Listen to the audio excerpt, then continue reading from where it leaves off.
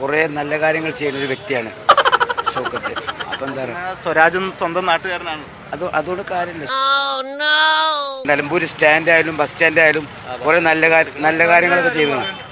അപ്പോൾ Chanthakunnu bus stand പൊളിച്ചത് കോൺഗ്രസ്സാറാണ്. അത് പറയില്ല ആൾക്കാർ. സ്വരാജ് ജയിക്കും ഇവിടെ. നല്ല വ്യക്തിത്വത്തിന് ഉടമയാണ്.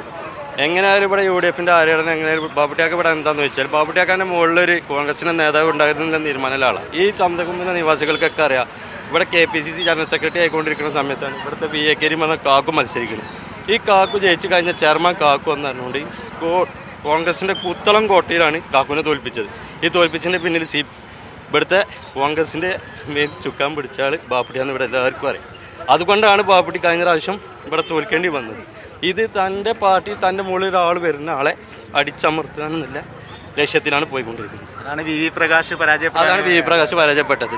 ഇനി ആരും നിന്നാലും ബാബുട്ടിയാക്ക് ജയിച്ചിട്ടില്ല എന്നുണ്ടെങ്കിൽ അവരെ തോൽപ്പിക്കാന്നുള്ള ലക്ഷ്യമാണ്. ബാബുട്ടിയാക്കാണ് നിലമ്പൂരത്തെ കോൺഗ്രസ് നിലവിടുത്താണ് ബാബുട്ടിയാക്ക് നിൽക്കുന്നത്.